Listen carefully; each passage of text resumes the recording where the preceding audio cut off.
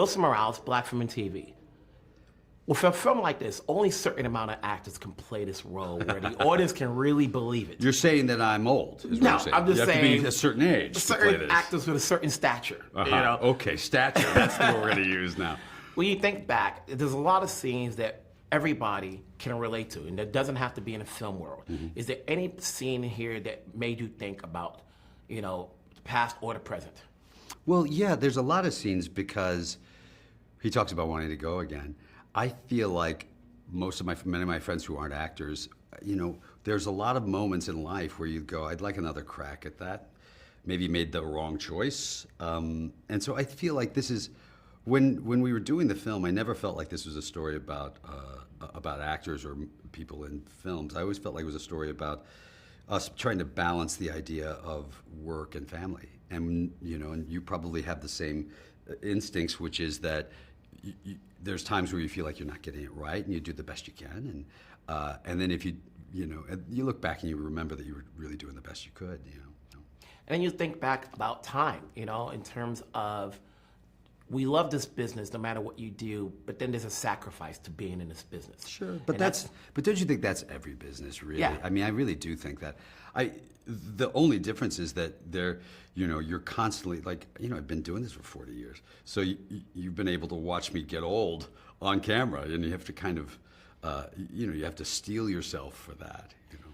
When we're looking back at those scenes towards the end, when they have the montage of your background, there's certain things in there that wasn't included, and I goes, was that his call? You know, because I'm sure a lot of your friends and directors are gonna be like, how come they didn't include that clip? Oh, no, you know, it's funny. I didn't know they were going to use clips of my actual films. I was really shocked by that. And so I was relieved that, you know, because there was some pictures, you know, there's some films in there with me with some bad mullets from the 80s, you know, and stuff. There's enough that I'm like, okay, maybe we don't have to see all of this. It was just fun, you know. It was fun to be in a theater in Italy watching, you know, myself watching. It's a weird, sort of meta kind of vibe to it. Then there's the relationship between you and Adam's character. Yeah.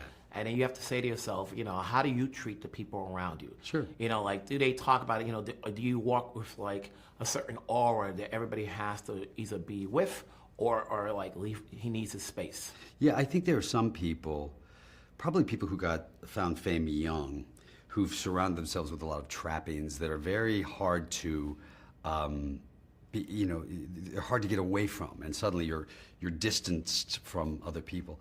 I was lucky because it happened, you know, getting well-known happened to me much later in my career. So I'd failed enough that I had some sense of how little this has to do with you, you know? You've tried a lot of genres. Is there anything you haven't done yet that you'd like to do? I'm waiting for my musical, man. I'm waiting for it. I don't know. I'm lucky because I've been lucky enough to be able to do different versions and not have to be sort of pigeonholed into one or the other. That's just kind of luck. So I'll come up with another one and I'll do it, you know. It's a pleasure talking to you. You too, man. Congratulations. Happy birthday. Appreciate it. Yeah. Wilson Morales from Black Film and TV. With the roles you guys have in a film, how much did you take into stock? Knowing you've been doing this for years, Yes. Did you actually have to look at the person that works with you differently after you've done this? You know what I did? After I played this guy, I looked at my team and I said, start doing it like I did in the movie. I don't like how you're handling this. Look how I did it. I was so nice to him. Yes. Yeah, exactly. You know, but how much compassion do you have? You know, whether it's an agent or a manager. True. Imagine that, having to deal with us all day long. I know. We have major compassion now. We never did before. A lot of apologies. Yeah. You know, how different is it this time working with Noah again? I mean, what's incredible is it's the same, we're just all even closer. So I felt like the first time I worked with Noah, there was a shared language, sometimes without saying much, you'd know what he wanted. And that continues to evolve. And the fact that we share Noah and now have each other, and George, we're all so close. Yeah. Did you meet amazing. Noah on Marriage Story, or did you know him before that? No, I knew him before. Oh, you We were did? friends. You're Yeah. friends? Oh, I got you. Yeah. That's cool. Were you guys friends before? I met Noah after The Squid and the Whale came out. I guess we had a talk at a hotel about maybe doing something in the future. and I thought he was a really funny bastard. Yeah. Yeah. You know, people say comedians make the best actors when they turn off the charm. And then when they look at your performance and they say, okay, is he turning off the charm or is there a little bit of Adam in this movie? You know? I have no idea, man. I just wanted to try to be this guy, this Ron fella, but I'm sure some of me's in there, I'm sure. But I'm just saying, I'm just trying to go scene to scene, play the part, be the guy that Noah was looking for. One of the things that when you look at people's careers is that each of you have worked a long time, but do you think back, or does it feel awkward when you see colleagues that you came up with, but are not at the same level? I always say none of us are equal, no matter what profession you're in. Yes. You know, and there's some people who've made it above, and some people who didn't. You Yeah. know, is it a weird feeling when you see some of those individuals there, whether it be family or friends?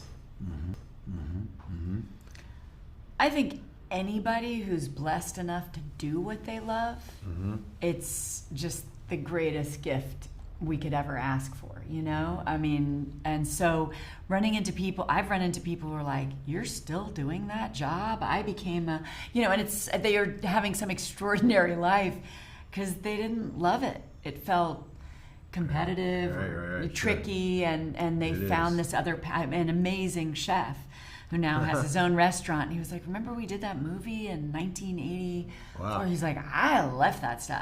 Yeah. And a guy I met recently who's the arborist for the city of Los Angeles, we did a movie together in the Wow. early 80s. That's and now the best. he takes care of the Yeah. oak trees and That's all these so historic cool. trees in LA. Yeah. And I was like, oh, that's what we were supposed to do. Yeah. Quit. You And can get find out of another this, passion. yeah. But it never occurred to us, and we're Yeah. very lucky for it. What about you? You know, obviously, you know, there's a lot of comedians that just are still working, you know, the beat as opposed to being on sure. another level. You know what? Life's long. You never know where you're going to be at any. There's some ups and downs for everybody, and places where you're excited, getting to create, getting to do your passion, and then all of a sudden you hit a rut, and everybody's got their path, and there's no such thing as staying on top and staying.